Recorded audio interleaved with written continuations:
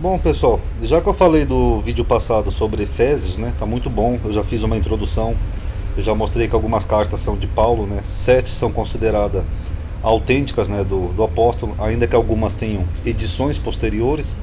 Eu vou aproveitar e falar agora um pouco de Colossenses, né, que Colossenses e Efésios são parecidas.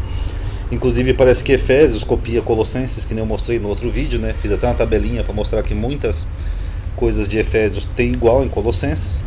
E vou mostrar agora um pouco as diferenças teológicas, tá, de Colossenses, das epístolas consideradas genuínas, que são 1 Tessalonicenses, Filipenses, Gálatas, as duas Coríntios, Romanos e Filemão, tá bom? Eu estou aproveitando e fazendo mais vídeo, pessoal, porque eu estou meio ocupado ultimamente, não vai e volta lá para morar, eu estou tentando ajeitar uma casinha lá. Então eu estou aproveitando e fazendo mais vídeo. Isso também ajuda que aumenta o meu AdSense aqui no YouTube, né? Por isso comentem aí, deixem um like, quem puder ajudar aí dessa forma ajuda. Lembrando que eu ainda tenho feito vídeos na listas privadas, tá? Na playlist. Quem quiser participar, R$ 10 por mês não é o fim do mundo, tá bom? Então vamos lá falar de Colossenses. Primeiro eu vou analisar só as diferenças que tem teológicas da epístola de Colossenses com as epístolas consideradas genuínas de Paulo, tá bom? Vamos começar aqui com a imagem de Deus. Na tradição judaica, Deus não tem uma imagem antropomórfica, ou seja, Deus não é homem, ele é uma força, ele não tem uma imagem física. Ele não parece um pássaro, não parece um ser humano, ele não parece nada. Deus é Deus, tá? Tanto que aqui fala em Deuteronômio, Deus não é homem para que minta, e Deus também não é filho do homem, a mesma expressão usada por Jesus para que se arrependa. Então Deus não é homem, ele não tem uma imagem física de nenhum homem, tá? Êxodo aqui, que é muito usado pelos evangélicos, até para criticar os católicos, Deus falou, não fará para ti imagem de escultura e nem alguma semelhança do que há em cima nos céus. Então Deus não tem semelhança com nada, tá bom? O Deus do judaísmo, o Deus do Velho Testamento, lá da Bíblia, ele é assim. Mas o autor de Colossenses diz que Cristo, né, que é o Filho do Homem, ele é a imagem de Deus.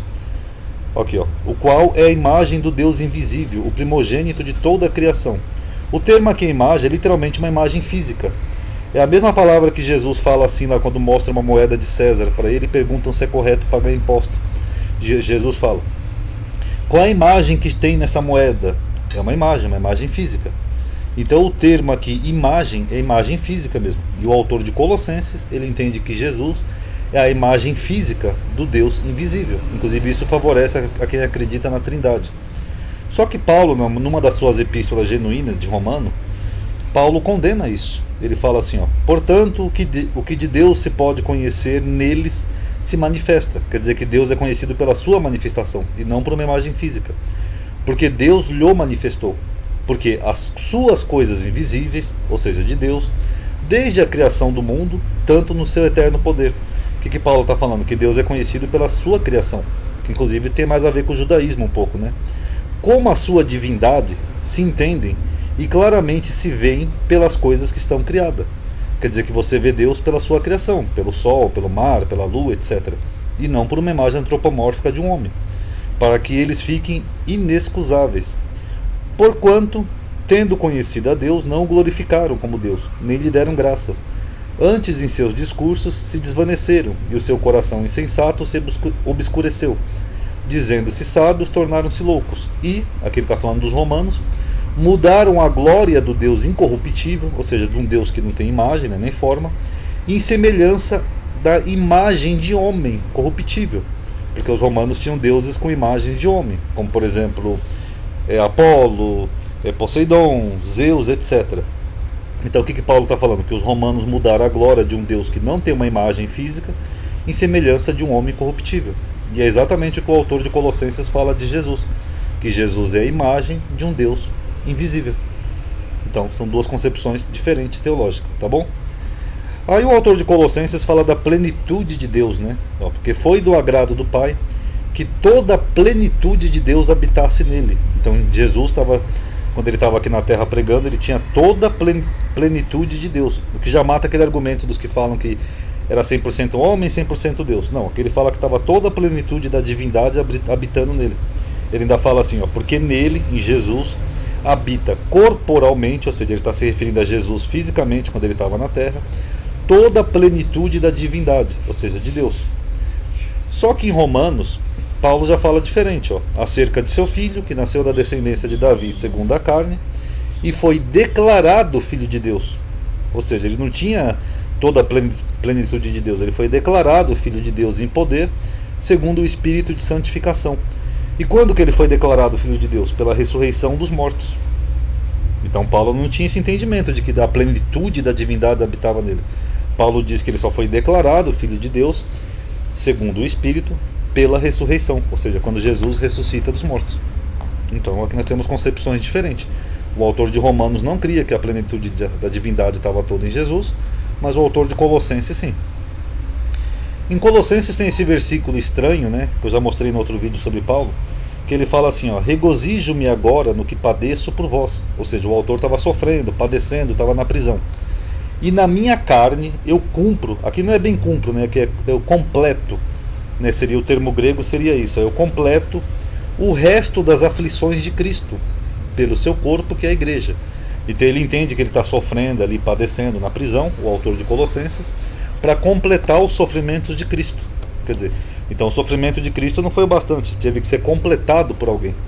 Só que aqui em Gálatas, e na concepção das epístolas de Paulo, Paulo já falou que Cristo já sofreu por todos, não tinha que completar nada. Ok, ó, eu peguei só um versículo aqui para mostrar como exemplo. Cristo nos resgatou da maldição da lei, fazendo-se maldição por nós. Ou seja, Cristo já se fez maldição pelas pessoas quando ele foi pendurado no madeiro. Então ele já padeceu bastante, não tinha que ter um cumprimento do sofrimento de Cristo. Mas o autor de Colossenses, ele se coloca nessa posição, como se ele estivesse na carne dele sofrendo, completando os sofrimentos de Cristo. Então, é complicado. Aqui, principados, eu vou comparar com Efésios, apesar de Efésios acredita-se que usou muito de Colossenses como base, mas eles também diferem nesse ponto, de principados e potestades. Porque em Colossenses aqui tem um pouco mais de harmonia com Paulo mesmo, que ele fala assim, ó, estáis perfeitos nele, em Jesus, que Jesus é o cabeça, ou seja, é o líder, de todo principado e potestade.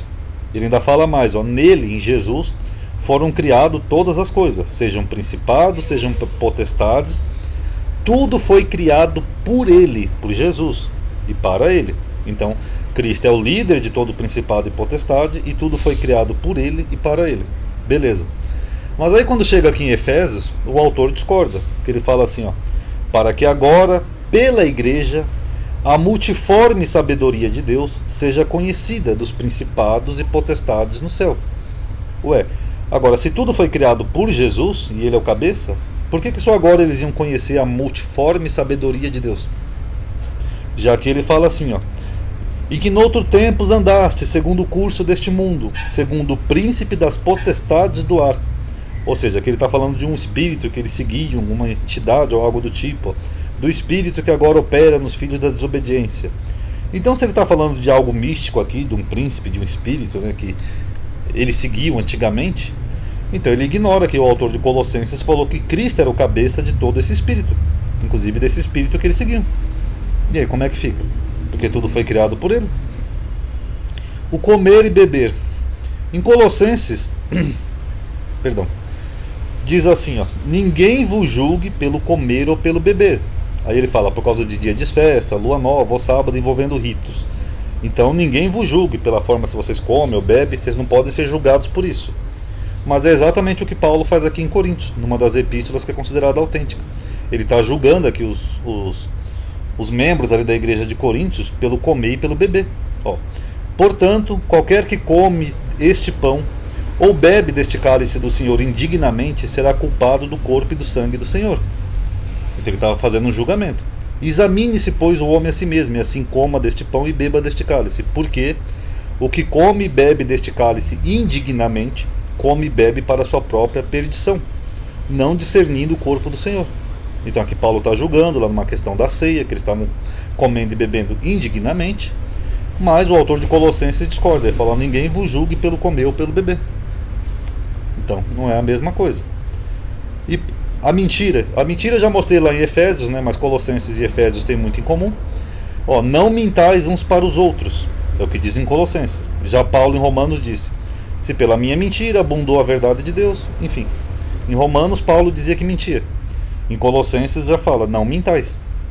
Então, mais uma diferenciação aí. Acepção.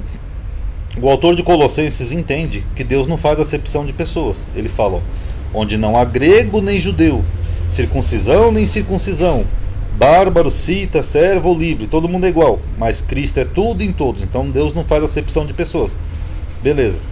Mas Paulo faz em Romano. Ele fala: glória, porém, e honra e paz a qualquer que pratica o bem, primeiro ao judeu e também ao grego. Então, no entendimento de Paulo, primeiro vem o judeu e depois vem o grego. No entendimento de Colossenses, não tem nem judeu e nem grego. Então, já tem uma diferenciação aí. Sabedoria. Em Colossenses, o autor diz: andai com sabedoria para os que estão de fora. De fora da onde? De fora da igreja. Então você tem que andar com sabedoria para mostrar para os que estão de fora que o cristão é sábio. Olha lá, aquele cara é cristão, olha como ele é sábio. Para os que estão de fora. Mas em Coríntios, Paulo falou diferente. Ele falou assim: ó, falamos sabedoria entre os perfeitos. Quem são os perfeitos que Paulo está falando aqui? Os membros da igreja, os que estavam em Cristo, não os de fora.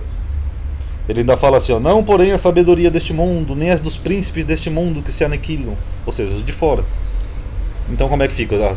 O cristão tem que falar com sabedoria para os que estão de fora ou só para os que são perfeitos, os de dentro?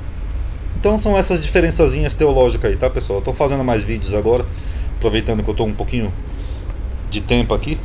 Aí em breve eu vou destrinchar outras epístolas de Paulo.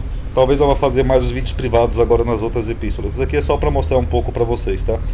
Efésios e agora Colossenses. Paz a todos.